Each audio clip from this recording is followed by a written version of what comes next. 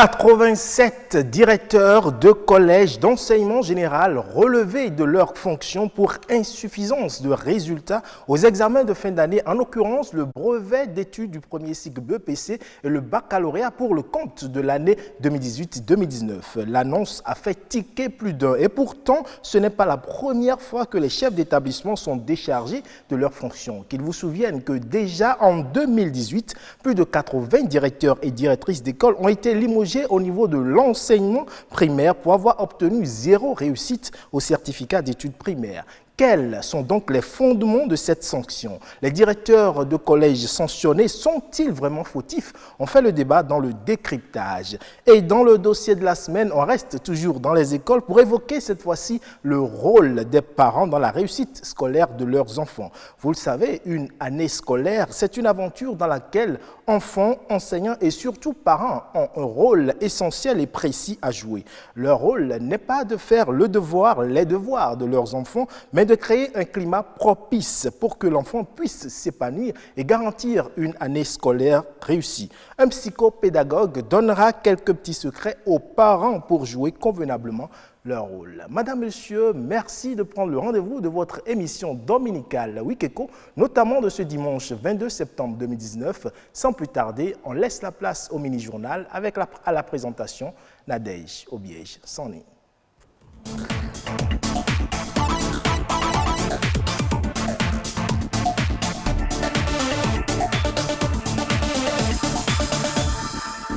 Bonjour à tous, merci de votre fidélité à votre émission Week Echo.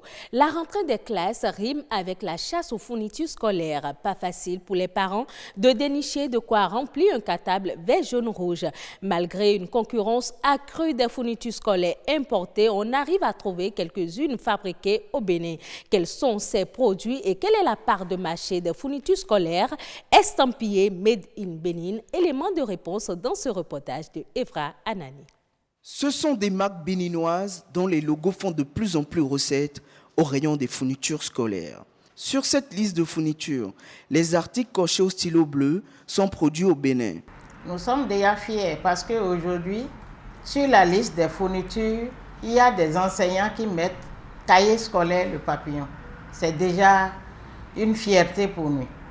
C'est une fierté parce que les Béninois ont compris que ces cahiers sont bons.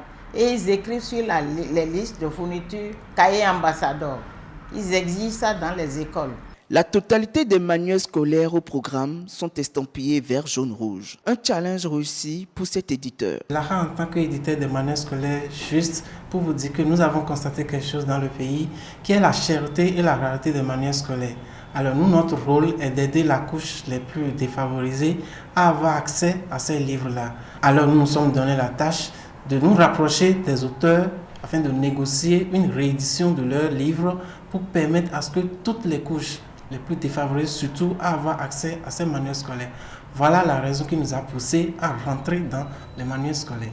C'est pour cela que nous sommes donné cette tâche d'appeler les experts de notre pays pour concevoir les manuels, les romans qui sont adaptés à nos réalités afin que ça puisse être étudié par nos apprenants.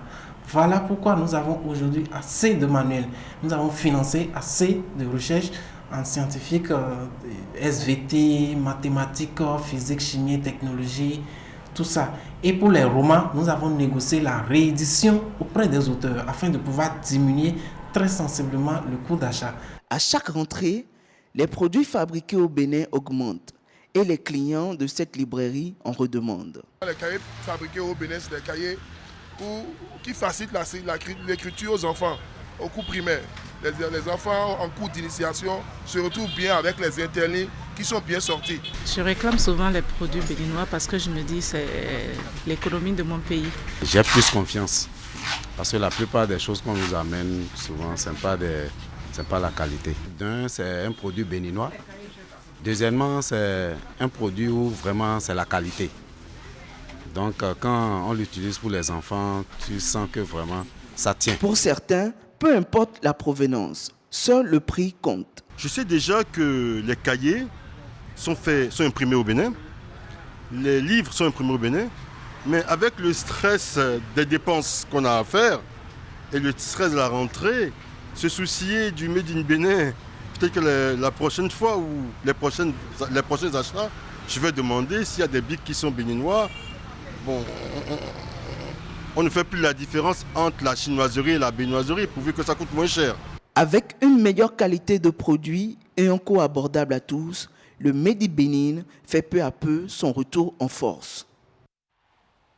Les acteurs de la société civile œuvrant dans les secteurs de l'énergie, de l'éducation, de l'eau et de la santé sont en formation sur la gestion axée sur les résultats de développement. L'initiative est du consortium CSB, PASIB et WANEP Bénin. L'objectif est de faire connaître aux membres de ces organisations non gouvernementales les droits humains pour faciliter l'atteinte de leurs objectifs. Bruno Rotekbo, Iliad Bukovo. Ils sont venus de tous les départements du Bénin. Les participants à la série de formations basées sur les droits humains et la gestion axée sur les résultats de développement dans les politiques publiques. Un atelier organisé dans le cadre du projet Participation décisionnelle des organisations de la société civile, OSC, aux politiques publiques. Plusieurs objectifs nourrissent cette initiative. C'est une série de formations dans le secteur de l'énergie, de l'eau, de la santé, de l'éducation, précisément enseignement maternel et primaire, pour les outiller. Les outiller à s'approprier les droits fondamentaux, à s'approprier les politiques publiques sectorielles, à s'approprier les éléments de gestion, c'est sur le critère de développement, à pouvoir aller sur le terrain pour vraiment faire la collecte de données quantitatives et qualitatives afin de permettre à la société civile de contribuer au dialogue dans ces différents secteurs avec les acteurs de l'offre. Maîtriser toutes les facettes sur la gestion basée sur les résultats de développement dans le secteur de l'énergie, eau, éducation et santé est l'un des souhaits de ces participants.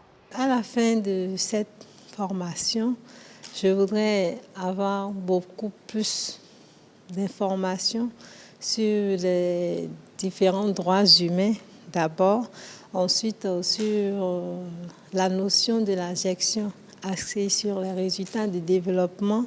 Et une fois cette compétence acquise, nous allons pouvoir élaborer une feuille de route pour suivre cela sur le plan énergétique. Changement social Bénin, CSB, la plateforme des acteurs de la société civile du Bénin, PASIB, et le réseau ouest africain pour l'édification de la paix, WANEP Bénin, sont les porteurs de cette formation qui dure 2 semaines.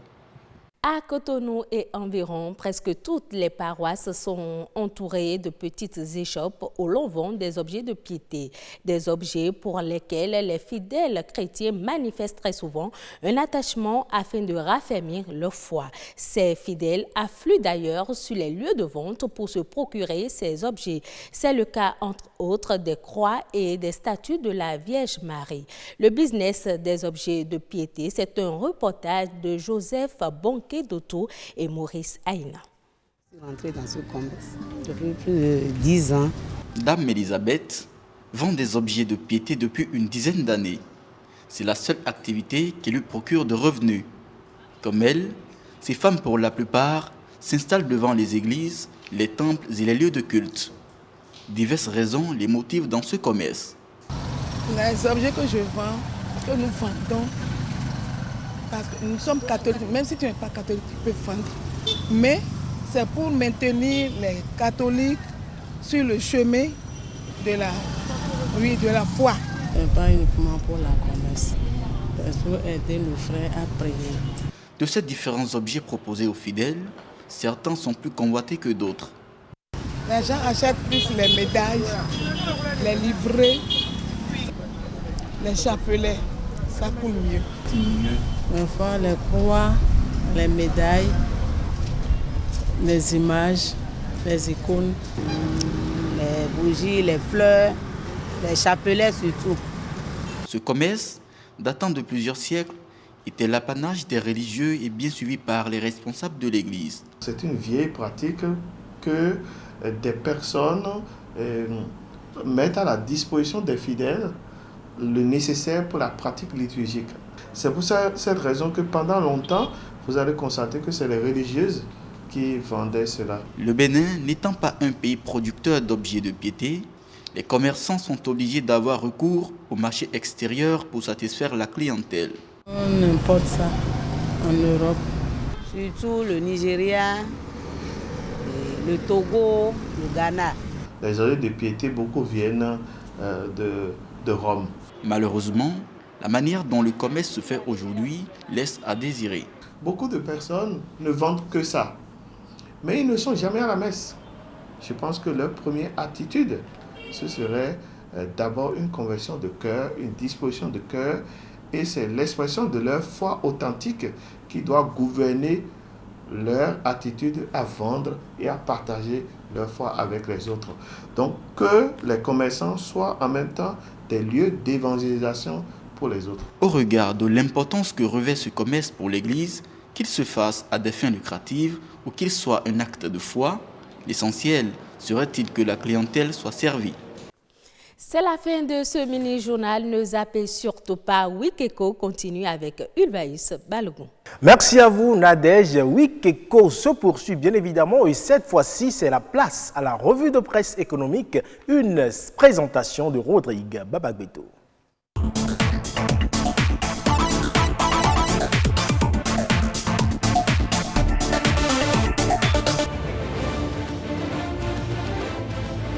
Fidèles amis de la plume et du papier, bonjour.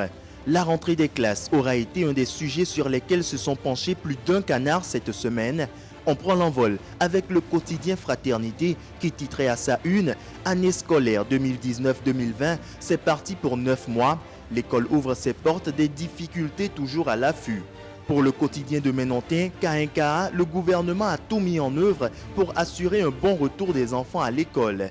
Primes aux enseignants, mutations à divers niveaux, négociations avec les partenaires sociaux. Cependant, une question persiste, celle relative à la mutation des enseignants intervenue seulement à quelques heures de la reprise des classes. C'est d'ailleurs cet aspect qu'a voulu aborder l'événement précis qui, toujours dans la même verve, titre en manchette « Évaluation diagnostique des enseignants ACE 2008, 9024 enseignants admis, soit 50,74%. » Plus précisément, le quotidien notifie que sur les 18 915 enseignants candidats de la maternelle, du primaire et du secondaire général inscrits sur l'ensemble des deux phases de composition, 17 784 ont pu réellement composer et 9 024 déclarés admissibles. L'événement précis précise que cette évaluation est une initiative du gouvernement visant l'amélioration de la qualité de l'enseignement dans les écoles et collèges du Bénin. Des collèges qui justement ont été débarrassés de leurs responsables sur toute l'étendue du territoire. Un véritable coup de balai. La presse du jour affiche 61 responsables des collèges et lycées déchargés pour diverses raisons. Le quotidien publie en entier l'arrêté ministériel qui officialise cette décision. On peut y lire les noms de chefs d'établissement, censeurs et surveillants, gestionnaires comptables et chefs services des relations extérieures, déchargés, qui pour mauvaise gestion, qui pour manquement à l'autorité, qui pour abandon de poste. On marque une escale dans notre tour d'horizon chez le confrère Matin Libre qui s'intéresse au nouveau contrat de gestion de la société distributrice d'électricité au Bénin. Le quotidien titre à sa une « Ce qui va se passer à la SB2E ». Le gouvernement a fait en Conseil des ministres le 11 septembre dernier le point du processus des réformes en cours à la SB2E. Au terme du processus de passation de marché, la société canadienne Manitoba Hydro International Limited et le groupement Société française de réalisation d'études et conseils 3A KPMG Togo ont été déclarés adjudicataires provisoires, respectivement pour l'opérateur du contrat de gestion et l'auditeur des contrats. Des résultats non objectés par le Millennium Challenge Corporation MCC, consulté dans le cadre du partenariat en vigueur. Pour le quotidien La Priorité, cette décision va être efficace puisqu'il y a eu de nombreuses récriminations des consommateurs contre cette société. Le journal rappelle qu'entre autres avantages qui découlent de cette gestion, il y a la réduction de la durée d'obtention d'un compteur, la facilité aussi bien dans le paiement des factures que dans la recharge de ces compteurs. En pêle-mêle à présent, le projet asphaltage qui fait son bonhomme de chemin.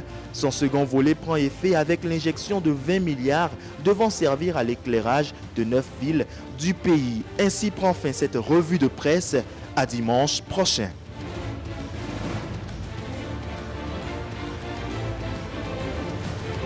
Et si vous avez très bien suivi la revue de presse, vous l'aurez entendu, des directeurs de collèges et assimilés ont été déchargés de leur poste pour insuffisance de résultats. Ils sont environ 87. On en parle dans le décryptage.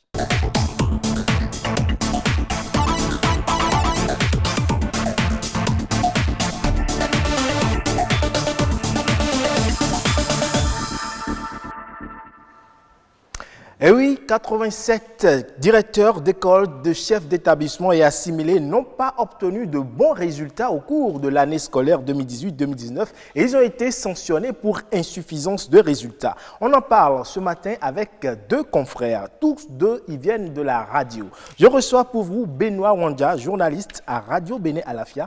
Bonjour Benoît. Bonjour Ilvaïs. Merci de nous honorer de votre présence. C'est moi. À côté de vous, on a Roland Tchaouka, journaliste à la Radio Nationale. Bonjour Roland. Bonjour Ulvaïs. Merci d'être avec nous ce matin. C'est moi. Alors Roland, vous avez suivi cette actualité relative aux 87 responsables administratifs et pédagogiques sanctionnés pour insuffisance de résultats. Comment appréciez-vous cette sanction-là? Oui, on n'est pas surpris par cette décision, parce que vous savez, depuis 2016 déjà, ce type de thérapie, si je peux ainsi dire, a commencé à être appliqué. Oui. Et progressivement, on a vu que des chefs d'établissement qui n'apportent pas de résultats concluants en fin d'exercice, en fin d'année, eh bien, sont déchargés de leur fonction. Comme je dis, c'est une thérapie de choc. Et vous savez, le gouvernement actuel est passé maître dans l'art d'appliquer, d'administrer des thérapies de choc. C'est de bonne guerre. Ouais. Parce que quand on l'observe bien, quand on voit bien les réformes qui interviennent dans ce domaine-là, on se dit que voilà, il y a une ligne qui est tracée, il y a une trajectoire qui est suivie, il y a un objectif qui est poursuivi, on veut avoir des résultats. Après, il faut se demander si c'est toujours pertinent de décharger les gens. À votre avis, c'était pertinent de le faire? Oui, il y a deux réponses. La première, c'est que le gouvernement a dû apprécier la situation avant de prendre cette mesure. Parce que je ne vous le cache pas. Vous voyez, les zones où des enseignants, des chefs d'établissement ont été déchargés, dans ces mêmes zones, il y a des écoles qui ont donné de bons résultats. Oui. Alors, ça veut dire quoi? Ça veut dire que si certains peuvent travailler, peut-être étant dans les mêmes conditions que les autres, peuvent donner de bons résultats, pourquoi est-ce que les autres ne le feraient pas? Donc, a priori, on peut dire que le gouvernement a raison de sanctionner. Alors, vous permettez, je vais laisser Benoît Wandja également nous dire, est-ce que, selon vous, Benoît, la sanction est-elle légitime ou illégitime? Bon, je ne parlerai pas de légitime ou d'illégitime, mais excusez que j'aille sur le terrain sportif un peu. Moi, je vois un peu la loi qu'on appelait double sanction. Oui. C'est comme si vous sifflez un pénalty, vous donnez un carton rouge, oui. Et donc le pénalty est marqué, ça fait pour une seule faute, double sanction. Aujourd'hui, moi, à mon avis, je ne vois pas un directeur d'école se réjouir d'avoir peut-être 0% à un examen ou d'avoir moins de 20% à un examen. Ça veut dire quoi? Ça veut dire qu'il a déjà une première sanction. Pourquoi ça n'a pas marché? Est-ce que c'est les enseignants? Est-ce que c'est les élèves? Est-ce que ce sont les conditions dans lesquelles l'année scolaire s'est déroulée? Plusieurs questions qui se posent. Oui, mais avant d'arriver à cette question... Et finalement, c'est lui, la seule victime, montrée au peuple comme étant quelqu'un qui a mal géré son établissement. Donc, c'est par rapport à ça que je me dis, est-ce que c'est pertinent? Donc, vous êtes d'avis avec ceux qui estiment que c'est une sanction quand même qui va dans le sens de l'humiliation? Forcément. Et c'est une sanction, en fait, vindicte. C'est-à-dire qu'aux yeux peut-être des parents, aux yeux de la communauté, si votre établissement n'a pas pu s'en sortir par rapport aux évaluations, c'est vous, directeur, qui n'avez pas pris les mesures. C'est vous qui êtes coupable. Et moi, je me pose une question. Si le ministre en charge de l'enseignement secondaire, par exemple, S'il est à l'aise, s'il estime qu'il a tout fait, alors là, moi, je n'ai pas de reproche à lui faire. Mais j'estime que la maladie du système scolaire au Bénin n'est pas une affaire de directeur qu'il faut sauter et, comme un coup de bâton magique, faire fonctionner le système. Mais vous l'avez dit, c'est quand même... Les sanctions ont commencé. Il faut faire le point. Cette année, on a parlé de 87 qui sont épinglés et remplacés. Est-ce que ça va nous donner 0% de sanctions l'année prochaine? Mais au moins, on sait que l'épée de Damoclès pèse désormais sur la tête. Quel est l'effet de cette épée de Damoclès-là? Quand je suis directeur d'école, avec l'association des parents d'élèves, nous avons souffert ensemble. Et qu'à la fin, les résultats donnent, disons, la déception pour tout le monde. Oui. Et que c'est moi, directeur d'école, qui suis enlevé pour mauvaise gestion, est-ce que vous pensez que l'association des parents d'élèves va applaudir? Mais c'est la responsabilité du directeur. Non, c'est sa responsabilité, mais ce n'est pas que sa responsabilité. C'est, à mon avis, c'est une responsabilité partagée. C'est pour ça que je suis allé jusqu'au ministre. C'est une responsabilité partagée, à mon avis. S'il nous était donné d'enlever le ministre parce que 80 établissements n'ont pas eu de bons résultats, je pense qu'on n'allait pas hésiter. C'est ça aussi la réalité. Et évidemment. Pour l'instant, le ministre, il a le pouvoir. Mais moi, j'aurais aimé qu'il ait vraiment tout le pouvoir, qu'il puisse donner tout le matériel, tout le nombre suffisant d'enseignants à chaque établissement. Ce que vous reprochez, ce qui selon vous pourrait être à la base de ces insuffisances, c'est le manque d'enseignants. C'est le manque d'enseignants, le manque de nombre de classes, c'est le manque de matériel de travail, c'est un tout. C'est les primes peut-être qui n'arrivent pas à temps. En fait, c'est un tout. Et donc, moi, j'aurais aimé que le gouvernement, c'est vrai qu'on a dit que l'école est malade, ça ne date pas de 2016. Et ça, c'est vrai aussi. Mais les sanctions ont commencé quand? Avant que les sanctions ne commencent, des efforts ont été faits, d'accord. Mais est-ce que c'est suffisant? Est-ce que tout a été fait? Mais est-ce qu'il faut attendre que tous les efforts soient faits avant d'espérer de bons résultats? Non, c'est pour ça que j'ai dit au départ que je ne vois pas les directeurs comme des gens qui se réjouissent, disent voilà, j'ai réussi l'exploit de donner 0% dans mon établissement et donc je peux pavaner dans la rue pour dire voici le directeur qui a eu. Non, c'est des gens qui déjà sont meurtris et donc, bon, l'autorité, c'est pour ça que j'ai parlé à mon avis, j'ai parlé de décision vindicte. Parce que c'est eux qu'on livre à la communauté, c'est eux qui ont été directeurs, c'est eux qui n'ont pas bien géré, c'est eux qui sont mauvais. Et donc on les a remplacés, mais ça fait déjà, je pense, la deuxième fois que ces sanctions tombent. Bon, la première fois, c'était dans l'enseignement primaire. Et donc, il faut pouvoir faire un jour le point pour dire, bon, nous avons remplacé ceux-là, ils sont devenus les adjoints, comme la note ministérielle l'a signifié. Ceux qui les ont remplacés, on fera le point. Est-ce qu'il y aura... Moi, j'attends qu'il y ait 0% de renvoi. Et là, je dirais, la thérapie de choc a marché. Alors, Roland, avant que la thérapie de choc ne marche, comme le souhaite Benoît, est-ce qu'on peut dire que la responsabilité est partagée? Oui, la responsabilité est partagée, bien évidemment. Et je crois que l'État, l'exécutif prend déjà la sienne. C'est-à-dire que, vous voyez, je prends toujours le cas de 2016. Oui. Ils étaient plus des centaines d'écoles à avoir produit des résultats médiocres. Et lorsque la décision a été prise de décharger ces chefs d'établissement, la compensation était quoi? La mesure d'accompagnement était quoi? D'envoyer, de déployer des conseils pédagogiques de zones dans ces départements qui ont fait piètre figure à l'examen. Et donc, pour renforcer le suivi, pour renforcer l'encadrement au niveau donc, des enseignants. Donc, c'est déjà la démarche de l'exécutif est claire. Il faut juguler un mal, mais en même temps, il faut accompagner, il faut apporter des mesures. Mais ça ne suffit pas. Mon collègue l'a dit, il faut évaluer et tous les aspects. Et même les partenaires sociaux, les responsables de centrales syndicales l'ont dit. J'ai écouté le secrétaire général de la CSA Bénin, Ansem Amoussou, qui a dit qu'il ne s'agit pas d'envoyer les chefs d'établissement, de les livrer en pâture. Il s'agit d'associer ou de voir à quel niveau est-ce que les responsabilités se situent. les parents sont comptables, les enfants sont comptables. Et laissez-moi vous dire, moi j'ai fait une petite remarque. Oui. Quand vous prenez la liste de cette année, au niveau du secondaire général, le littoral, le département du littoral s'en est tiré à bon compte. À votre avis, qu'est-ce qui explique ça?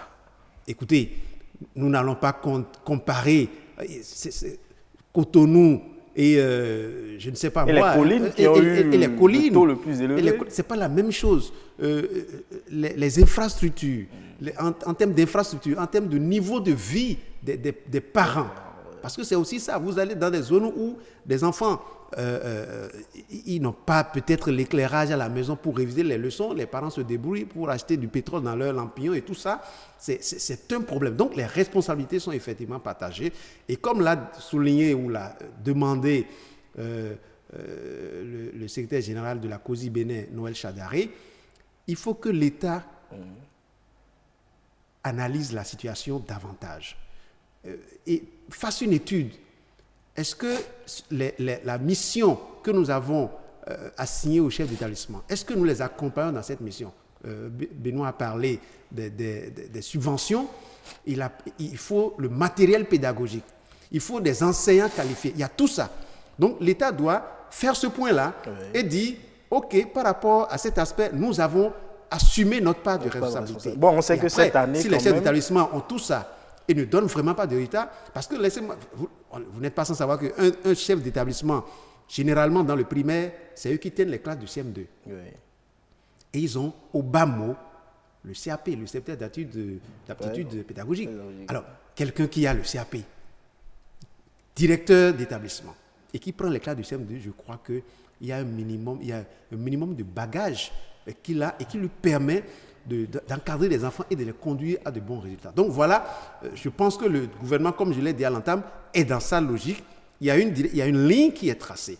Mais il faut associer, voir les conditions, l'environnement, le matériel de travail, l'encadrement, la disponibilité des conseils pédagogiques. Il faut voir tous ces aspects et se dire, est-ce que nous avons au moins mis le paquet à ce niveau avant d'apprécier. Alors, moi, j'ai quand même une question qui pourrait paraître un peu bête. Sur quel support ou bien comment apprécie-t-on l'insuffisance de résultats? Parce qu'avant de dire que vous êtes insuffisant, c'est qu'on vous a évalué. On vous a donné, vous l'avez dit, tous les moyens qu'il faut pour y arriver. Et après, on évalue en fonction de ce que vous avez donné. Comment est-ce qu'on leur a donné, par exemple, un taux à atteindre à la fin de l'année pour pouvoir dire vous avez été insuffisant? Oui, sur la question, je dois vous avouer que pour moi, ce n'est pas encore précis, rien n'est encore clair. Puisque les partenaires sociaux, ce qu'ils souhaitent aujourd'hui, c'est qu'il y ait des critères assez clairs pour évaluer les chefs d'établissement. Pour dire, si vous avez ça, vous donnez tel résultat. Il faut faire la balance. Si on vous donne ça, vous nous donnez tel résultat. Après, si vous ne donnez rien, il ne faut pas aller vous acharner contre les gens. Ne vous plaignez pas. Ne vous plaignez pas. Ouais. Donc, il faut faire l'équilibre. Donc, chacun doit jouer sa partition pour qu'on puisse avoir vraiment de bons résultats. De bons résultats. Alors, Benoît, ce constat d'insuffisance de résultats ne pose pas le problème de l'évaluation diagnostique que le gouvernement a voulu ou a initié même, et certains enseignants ont pris par là. En partie. Je reviens sur la question que vous aviez posée tout à l'heure. Elle n'est pas bête du tout. En fait, au départ, dans une lettre fixant les cahiers de charges au directeur d'établissement, l'autorité avait parlé de 80% de taux de réussite. Après, je pense que ça a été revu un peu à la baisse. Mais aujourd'hui, ce n'est plus forcément zéro admis. Si vous n'avez aucun élève admis dans votre établissement, ce n'est plus ce critère-là. C'est quand vous avez moins de 20%. Quand vous avez moins de 20%, on considère, c'est pour ça la note a parlé d'insuffisance de résultats. Donc vous n'avez pas atteint le taux d'environ 60% fixé à ces directeurs d'établissement-là. Et la question, c'était de savoir... Par rapport à l'évaluation diagnostique, est-ce que ces résultats, ces mauvais résultats-là, ne posent pas la nécessité d'évaluer? En fait, les mauvais résultats, comme vous l'avez dit, n'était pas ce qui a été montré au peuple. Si vous vous rappelez, quand on a sorti les résultats des examens, on était plutôt euphorique. Oui, tout à fait. On se disait, ah, nous avons eu 50 quelques, nous avons eu 60%, donc, parce qu'il n'y a pas eu grève, vous avez vu les résultats, l'école a démarré, et c'est de façon paradoxale qu'au même moment, on a dit, mais les enseignants, ils n'ont pas le niveau. Oui. Personnellement, je me suis demandé, mais comment des enseignants qui n'ont pas le niveau ont pu donner un pourcentage appréciable. Oui. C'est vrai, il y a eu l'évaluation et les dirigeants savent ce qu'ils recherchent à travers cette évaluation-là. Je ne condamne pas l'évaluation, même si la méthode est à revoir. Mais je regrette que cette évaluation ait été faite à quelques 2 semaines de la rentrée. Il avait été dit que ceux qui n'auraient pas véritablement le niveau recevraient des formations. L'école a déjà démarré. La formation aura lieu quand? Cette formation-là sera rendue dans les salles de classe quand? Pour quel résultat en fin d'année? Et ceux qui n'ont pas eu et donc, à la fin, ceux qui n'auraient pas peut-être assimilé ces formations, ne les auraient pas rendues comme cela se doit, se retrouveront sanctionnés.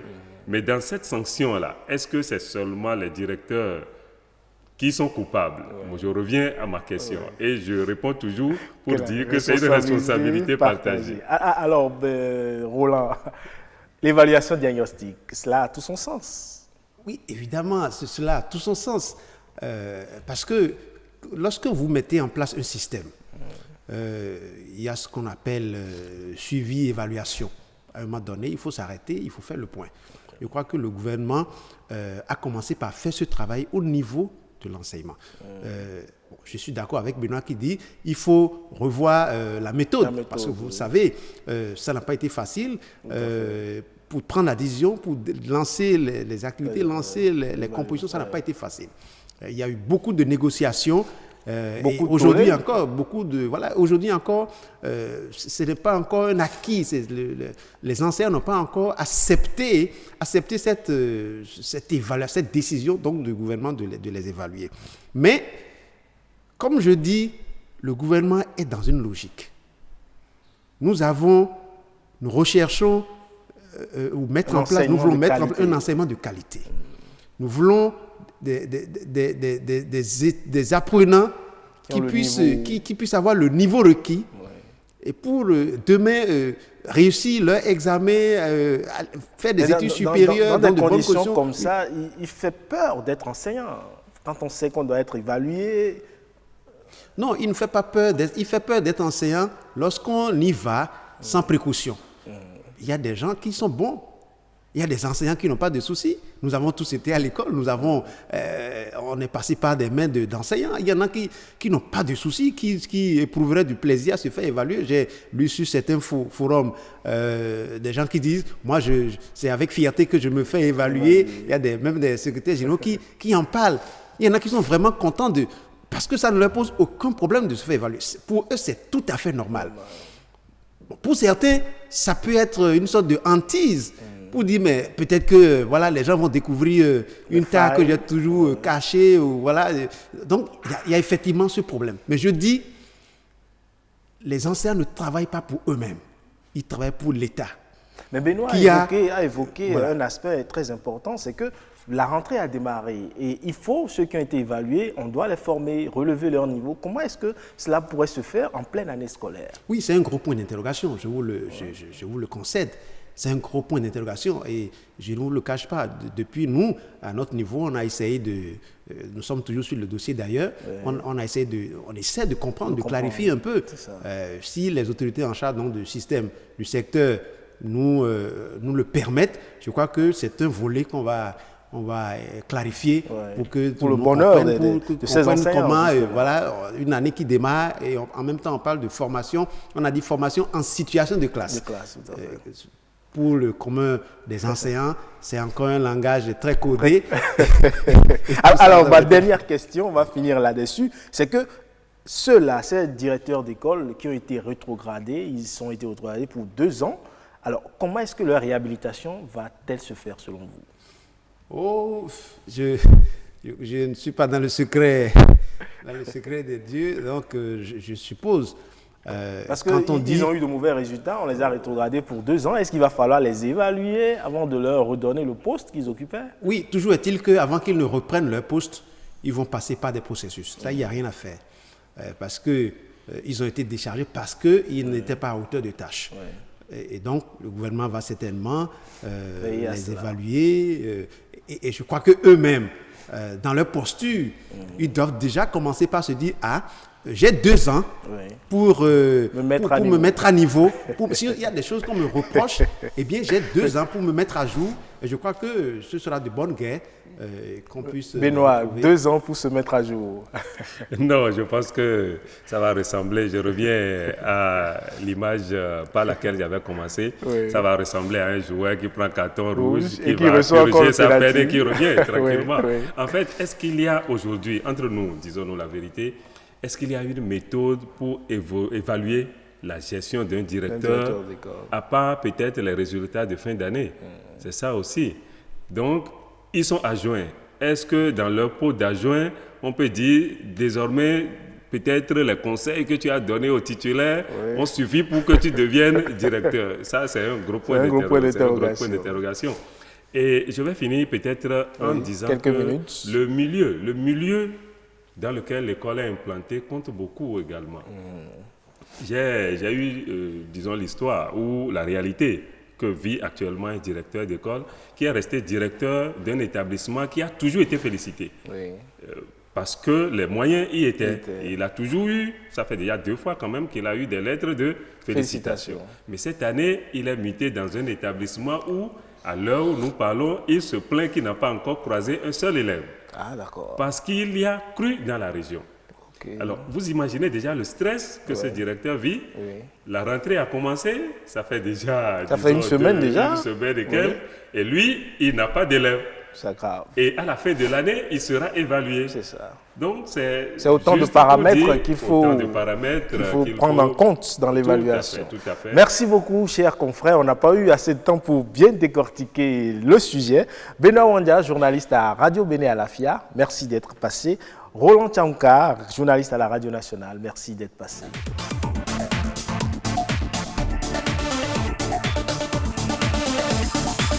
On reste à l'école pour dire qu'il est intéressant de se demander, après la reprise des classes, quel devrait être le rôle des parents par rapport à l'expérience scolaire de leur enfant. Certains ont tendance à être anxieux et super protecteurs, alors que d'autres sont plutôt insouciants et ont tendance à laisser leur enfant se débrouiller avec ses responsabilités scolaires sans trop se soucier des conséquences. Quel devrait être le rôle des parents, des enseignants et même des élèves durant une année scolaire? On en parle juste après cet élément. Les vacances sont terminées, l'école reprend vie. L'autre dirait, de nouveau, l'école s'éveille. Écoliers et élèves reprennent le chemin des classes.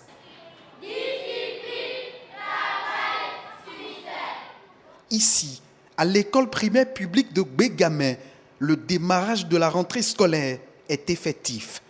Écoliers et enseignants s'échangent les premiers mots. Donc il n'y a pas de temps à perdre. D'accord. Le travail commence aujourd'hui même. On avait pris toutes les dispositions pour qu'ils soient en classe. Et quelques nouveaux qui sont arrivés, nous les avons inscrits. Et je pense que tout rentre déjà dans l'ordre. Du cours primaire au secondaire, le collège d'enseignement général de Rouïro rouvre aussi ses portes aux apprenants. Instant de retrouvailles entre anciens camarades de classe. Pendant que certains se racontent les bons moments de leurs vacances, ceux de la classe de terminale suivent déjà les premiers cours. Pas une seule minute à perdre. Comme on s'est déjà habitué à l'école, on est venu à 7 h, le professeur était déjà là, on a balayé la salle et on a suivi le cours normalement. J'ai commencé avec la prestation d'apprentissage. Ceux qui sont encore à la maison, on n'est pas venu, la rentrée a commencé effectivement. En tout cas, au CG Ouéro, nous on a commencé. Du monde dans la cour du collège de Ouéro, signe d'une rentrée effective. Vive l'école béninoise 2019-2020. Vive l'école béninoise. Et pour évoquer le rôle des parents de façon générale, les différents acteurs de la chaîne éducative, eh bien, nous sommes ce matin avec un psychologue clinicien, Raoul Kwaku Satondi. C'est bien ça? C'est bien ça. Bonjour, monsieur Satondi. Merci de nous honorer de votre présence. Merci, c'est à vous de merci. Et pour conduire cet entretien avec moi, je suis avec Patrick Adjagodjou. Bonjour, Patrick. Bonjour, Ulvaeus Balogun. Vous allez bien? Très bien. Alors, vous le savez, vous l'avez dit dans le reportage qu'on a suivi, tout le monde a repris le chemin des classes et je suis censé de dire même les parents. Effectivement, Ulvaeus Balogun, les parents, les élèves et les enseignants ont repris le chemin des classes depuis le lundi 16 septembre 2019. Ma toute première question à notre psychologue clinicien, elle est celle-ci. Comment les parents doivent-ils s'y prendre pour aider les apprenants à réussir cette nouvelle année qui vient de commencer? Merci à vous de m'inviter sur votre plateau, surtout que la question du rôle des parents pour la réussite scolaire est un élément très capital pour le succès de l'enfant. Alors pour la rentrée, il faut d'abord que le parent arrive à garantir premièrement les conditions matérielles pour l'enfant, l'inscrire, payer sa scolarité, et payer les manuels scolaires, les documents nécessaires, en tout cas tout le matériel didactique qui permet à l'enfant de pouvoir suivre comme cela se doit les enseignements et les différents apprentissages. Ensuite, il est bon que le parent garantisse un environnement de confiance et cela participe de la préparation même psychologique de l'enfant. Il faudrait que le parent arrive à garantir un environnement serein à la maison parce que si l'enfant doit aller et revenir, ne pas avoir à manger, il y a un problème qui se pose. Et aussi, il faut que le parent mette l'enfant en confiance parce qu'il y a plusieurs particularités au niveau des apprenants qui abordent donc l'année scolaire. Il y a ceux qui l'abordent pour la première fois, il y a ceux qui sont déjà des habitués donc des apprentissages. Et donc pour chaque enfant, le parent doit apporter une touche particulière. Mais il s'agit pour le parent de mettre d'abord l'enfant en confiance et de faire en sorte que l'environnement dans lequel l'enfant est soit un environnement qui l'amène à s'intéresser et à provoquer chez lui le désir d'aller apprendre et de réussir. Je retiens de cette première question, de vos propos, un environnement de confiance, un environnement qui rassure l'enfant pour qu'il puisse bien amorcer ou démarrer cette nouvelle année. Et quel doit être le rapport que le parent doit chaque jour entretenir avec son enfant pour que l'enfant ne se sente pas délaissé? Il est important de savoir que le parent doit faire le suivi. Et le suivi de l'enfant, c'est plusieurs aspects, plusieurs facteurs. Il y a le suivi physique de l'enfant, la santé physique de l'enfant. Il faut vérifier si l'enfant est en bonne santé, si l'enfant n'a pas de soucis de santé. Et la santé, elle peut être physique comme elle peut être mentale, elle peut être psychologique. Ensuite, le parent doit veiller à ce que les apprentissages de l'enfant sont bien suivis. Alors, quand l'enfant rentre à la maison, le parent doit faire une forme de débriefing pour savoir si ça s'est bien passé, est-ce qu'il n'y a pas eu de petits soucis et ça, pour pouvoir l'aborder. Cela permet, n'est-ce pas, aux parents de savoir comment est-ce qu'il pourra intervenir au niveau de l'environnement scolaire et améliorer aussi la relation avec les enseignants s'il y a des aspects à corriger dans le retour que l'enfant lui fait. Il doit veiller aussi si l'enfant a bien suivi les apprentissages et s'il les comprend mieux parce qu'il a des devoirs, il a des exercices, veiller à ce que cela soit fait. Il ne doit pas, lui, considérer l'environnement scolaire comme un bon débarras, notamment dans les milieux urbains où nous arrivons à une forme de consensus où il faut mettre l'enfant à la cantine, je le dépose le matin, je le récupère le soir, je rentre, je suis fatigué, je n'ai pas le temps de suivre tout ça. Donc ce sacrifice, et c'est pour ça que je rejoins le fait que les parents aussi ont commencé la rentrée scolaire, parce qu'il y a des sacrifices complémentaires à faire pour permettre à l'enfant de garder toute sa sérénité, parce que l'acte d'apprendre est très difficile et c'est un long processus, l'acte d'apprendre. Et donc cela nécessite l'accompagnement du parent dans la mise en confiance, garantir sa santé, l'accompagner et faire le suivi qu'il se doit. Une fois que le parent garantit à l'enfant un environnement, l'accompagne, le suivi, tout ce que vous venez de dire, une fois que l'apprenant est dans son école, quel doit être toujours le rôle du parent en relation avec l'enseignant? Oui, je dirais le rôle du parent en relation avec l'école. Oui. Parce qu'il y a ce que l'école doit pouvoir lui-même garantir. L'école, à lui aussi, doit garantir les conditions matérielles, les conditions didactiques et le personnel qualifié et aussi les ressources humaines nécessaires pour accompagner l'enfant. Expliquez-nous davantage. Parce que l'enfant, c'est un tout. Les conditions matérielles, l'école doit veiller à ce que les mobiliers soient adaptés aux enfants et à la spécificité de chaque enfant. parce qu'il y a des enfants qui ont certains handicaps, certains malaises, qui sont obligés d'être dans les mêmes conditions que les enfants qui n'ont pas de problème. Il faudrait que l'école arrive à garantir cela pour cet enfant-là. Il y a aussi que l'école doit pouvoir faire ce qu'elle doit faire. En tout cas, il faut tout ce qu'il faut, l'équipement qu'il faut, les laboratoires, en tout cas, tout ce qui entre dans l'apprentissage de l'enfant. L'école doit pouvoir le garantir. Et le personnel qualifié. Le personnel qualifié, c'est que, en plus des compétences techniques que les psychopédagogues, les spécialistes en sciences de l'éducation, les inspecteurs vont décrire à leur tour, les conditions techniques doivent être garanties. L'enseignant doit avoir aussi cette compétence humaine et quelques brins de connaissances psychologiques pour percevoir chez l'enfant certaines difficultés. Parce que chez l'enfant en situation d'apprentissage ou à l'école, réjaillissent aussi des problèmes liés à la famille, des difficultés à la maison. L'enseignant doit être capable de comprendre tout cela et faire le lien avec le parent. Et donc le parent, la famille et l'école doivent être en étroite collaboration pour former un tandem pour une seule cause, le succès de l'enfant. Parce que ce qu'il y a lieu de retenir, c'est qu'aujourd'hui, de plus en plus, les parents dépensent plus pour l'écolage des enfants. D'abord la scolarité, les répétiteurs, les travaux dirigés, les ouvrages. Quand vous faites le ratio, à une époque donnée, les parents ne dépensaient pas autant. Ils doivent donc s'impliquer autant que ce qu'ils investissent en termes de ressources financières. Sans quoi, ils seront bien surpris de ne pas avoir les résultats qu'il faut. Donc le parent doit se rapprocher de l'établissement, comprendre les apprentissages de l'enfant, comprendre pas en tant qu'apprenant, mais savoir quels sont les objectifs pédagogiques. Parce que quand vous déposez votre enfant à la maternelle et qu'on dit l'enfant à la fin de l'année doit avoir des bases en préécriture, en pré-mathématiques, en pré-lecture. Quelles sont ces bases-là? Le parent doit avoir l'information pour avoir le suivi, qu'il soit instruit ou pas. Et dès qu'on lui explique, il sait comment faire le suivi avec l'enfant. L'enfant aussi peut adopter des comportements à l'école qu'il n'adopte pas à la maison, parce que les figures ne sont pas les mêmes. La figure parentale du père est en fonction du style éducatif. L'enfant n'adopte pas le même comportement, parce qu'il transpose chez lui donc ce qu'il a à la maison. Et là, il y a quelques difficultés qui peuvent surgir. Donc l'école et la famille doivent évoluer en parfaite harmonie pour suivre l'enfant, pour l'accompagner. Parce qu'in fine, tous les apprentissages que nous donnons à l'enfant, qu'il soit à l'école et qu'il soit à la maison, c'est pour que finalement il s'adapte à sa société et qu'il puisse contribuer au développement de sa communauté.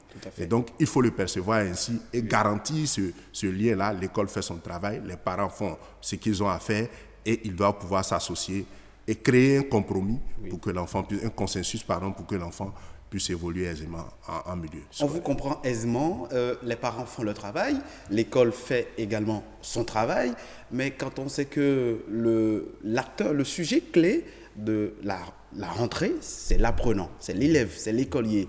Au début, on sait qu'il y a un peu le stress. Quelles sont les aptitudes que vous recommandez à l'apprenant pour qu'il se sente à l'aise au début de la rentrée? D'abord, je dirais aux apprenants que le stress, il est normal. Parce que nous, tout à l'heure, avant d'être sur ce plateau, nous avons été un tout petit peu stressés, malgré l'expérience de certains, malgré vous qui êtes des professionnels, la pratique que vous avez à la question. Donc, le stress est normal quand on doit aborder quelque chose de nouveau. Et donc, l'enfant qui n'a jamais quitté les parents et donc qui entre pour la première fois à l'école, il lui faut plus d'accompagnement, notamment du côté psycho-affectif. Pour le mettre en confiance, pour le booster, lui expliquer qu'il va dans un environnement pour se faire de nouveaux amis, qu'il va dans un environnement pour apprendre de nouvelles choses, qu'il va dans un environnement beaucoup plus plaisant et qu'il ne faudrait pas qu'il perçoive cet environnement-là comme un environnement susceptible de lui créer d'autres problèmes. Et pour cette nouveauté, ceux qui mettent pied la première fois et pour les tout petits, il y a des cris, il y a des pleurs, il y a des refus, il y a des difficultés. Alors, les parents savent mieux comment canaliser leurs enfants, calmer chacun de leurs enfants. Et cette phase doit être abordée avec sérénité, en mettant l'enfant en confiance. Le parent qui, en voulant mettre l'enfant en confiance, décide par exemple de rester aux côtés de l'enfant quelques minutes, le temps que l'enfant s'acclimate, avant de... C'est bon ou pas? Si l'établissement le permet en soi. Moi, j'ai fait l'exercice ce matin pour ma fille qui a commencé l'école maternelle. Et donc, pour faire la passerelle de temps en temps faire la passerelle. Et dans cette mise en confiance, l'enfant comprend que non, mes parents ne m'envoient pas dans un environnement pour m'y abandonner, mais on m'envoie plutôt dans un environnement où on reviendra me chercher, où j'aurai la possibilité de changer. C'est d'autant plus facile encore pour les enfants qui ont déjà des frères et des sœurs dans le même établissement. Et donc, ils ont déjà des figures familières auxquelles ils sont habitués. Et donc, l'adaptation au nouvel environnement se produit un peu plus aisément. Alors, pour les apprenants qui, eux, sont expérimentés, ou qui reprennent une nouvelle classe. Celui qui a déjà échoué, par exemple, c'est vrai qu'il reprend, mais il redouble la classe. Il va avec quelque peu des inquiétudes, parce qu'il est resté dans la même classe pour insuffisance de résultats. Et l'autre chose aussi, c'est qu'il y a un problème au niveau de l'image que les anciens amis, les camarades ont de lui. Parce que ce n'est pas bien pour quelqu'un qui reprend sa classe alors qu'il devait être au même niveau que certains. Donc revoir ses amis et tout ça pourrait être pour lui un objet de frustration. Il s'agit aussi pour les parents de lui expliquer, ben, tiens, c'est des choses par exemple qui arrivent, mais tu n'as aucune raison de pouvoir être complexé ou être frustré par rapport à ça. C'est une opportunité aussi de reprendre pour combler les lacunes que tu avais et qui sait, tu pourras, n'est-ce pas, demain avoir le niveau qu'il faut. Et là, il y a aussi l'apprenant qui lui passe en année supérieure et donc qui va affronter de nouveaux enseignements. Pour ceux qui ont fait les cours de vacances, ont plus ou moins une petite idée de ce qui se passe. Mais c'est une idée basique. Le reste, c'est la grosse inquiétude parce qu'un mois de cours de vacances ne suffit pas pour estimer qu'on aborde aisément. Et donc, il faut expliquer. Notamment ceux qui ont dans leur environnement des personnes ou des individus qui ont déjà fait l'expérience. C'est plus facile pour eux de leur dire, ben, tiens, moi, je suis à l'université, je suis passé par là, ça se passe comme ça. Et les attitudes que tu as adoptées, donner quelques petits conseils. Si tu utilisais des modèles pour les amener à comprendre que, mais tiens, et telle personne que tu vois à la télé, que tu vois ici et par là, dans telle activité, est bien passée par là. Et donc, tu peux aussi y arriver et donc mettre toujours l'enfant en confiance. Mais au niveau de l'attitude que l'enfant doit adopter lui-même, parce que l'élève lui-même doit avoir des attitudes adoptées, il doit comprendre ce que c'est qu'apprendre. Parce que beaucoup d'enfants ne comprennent pas ce que c'est qu'apprendre. Apprendre est un processus cognitif, d'abord, qui nécessite beaucoup de réflexion, qui nécessite le choc de nouvelles idées, de nouvelles informations. Apprendre aussi, c'est un processus de changement. Ça transforme. Quand on vous apprend l'hygiène, à l'école, vous n'avez plus la même attitude que vous adoptez dans votre environnement. Mais apprendre enfin, il y a d'autres éléments qui rentrent en compte dans l'apprentissage. Donc, j'explique ou j'attire l'attention sur les plus importants. Apprendre, c'est acquérir des compétences. Et donc, c'est les compétences qui sont évaluées. L'enseignant évalue les compétences. Et donc, l'apprenant doit s'informer sur les compétences à évaluer. Pour savoir les compétences à évaluer, il doit connaître les méthodologies par matière. Parce que vous abordez le français, ce n'est pas la même méthodologie. On ne fait pas les dissertations. On fait une dissertation en français, mais on ne la fait pas en mathématiques. Pas du tout. De la même manière, on ne la fait pas en SVT ou en musique. Ou en anglais. Et donc, auprès de chaque enseignant, il faut connaître et comprendre la méthodologie de chaque unité d'enseignement. Après avoir compris la méthodologie de chaque enseignement, il faut s'organiser. Il faut avoir une organisation. Une organisation de travail seule, une organisation de travail en groupe et aussi une organisation de suivi. Parce que chaque apprenant doit être à mesure de connaître son profil d'apprenant. Quelle est la manière pour moi par laquelle j'apprends plus aisément et plus facilement? Certains, en suivant seulement le cours de l'enseignant, donc en écoutant ce que dit l'enseignant, apprennent plus facilement. Certains, c'est en allant au tableau et en faisant l'exercice par eux-mêmes qu'ils apprennent aisément. Certains, il suffit de lire pour l'apprendre aisément. Certains, il ne suffit pas seulement de lire, mais de lire à haute voix. Ils doivent le voir, le lire, le dire et l'entendre. Certains comprennent Certains comprennent quand c'est leur père. Quand c'est leur père ou le répétiteur qui est à la maison. Chaque apprenant doit savoir le profil d'apprenant qu'il est. Cela lui permet de savoir, d'organiser les conditions d'assimilation les plus rapides pour lui. Et à côté de cela, il faut avoir un mental qu'il faut. Parce que le processus d'apprentissage n'est pas un processus à court terme, c'est un processus à long terme. Pour avoir le CEP, si vous excluez la maternelle, il vous faut 6 ans. Et si vous comptez pour avoir un doctorat, il vous faut 21 ans d'apprentissage. Et donc, c'est un long processus. C'est un long processus. Il faut un mental d'acier. Voilà. Il faut un mental. Et apprendre nécessite aussi des remises en cause. Apprendre aussi, c'est échouer. Échouer, ce n'est pas échouer à ses examens. Apprendre, c'est échouer à une évaluation aujourd'hui. C'est échouer à une évaluation aujourd'hui, mais se saisir de cet échec à cette évaluation pour pouvoir se reprendre en main et avancer. En 1 minute, je vous pose une dernière question. Tout à fait. Pour que l'année scolaire soit couronnée par des résultats satisfaisants, quelle est la part de responsabilité des enseignants? En quelques minutes. Les enseignants, c'est d'abord d'assumer convenablement leurs compétences techniques. Leurs compétences techniques, c'est de faire valoir leur pédagogie. Et je vais ajouter, ce n'est pas seulement la part des enseignants. Il faut que les parents accompagnent l'enseignant. Parce que c'est eux qui suscitent chez l'enfant le désir d'apprendre et de réussir. Pour l'essentiel à retenir de notre entretien, les parents constituent la source intarissable de motivation pour les apprenants. Et pour moi, chacun doit jouer son rôle, l'apprenant, l'enseignant et les parents. Merci à vous, Patrick Adjagodjou, pour avoir poussé notre invité à aller dans le fond du sujet pour que chaque apprenant sache, ou plutôt chaque parent sache le rôle qui est le sien dans la réussite de ses enfants. Merci, M. Raoul Kwaku Satondi. Je rappelle que vous êtes psychologue, clinicien. Merci de nous honorer de votre présence. Et c'est sur ces conseils que prend fin Week Echo de ce dimanche 22 septembre 2019. Merci à toutes et à tous pour votre aimable attention. Week Echo, c'est tous les dimanches à 11h sur BB24, mais également sur la chaîne YouTube de l'ORTB. À bientôt.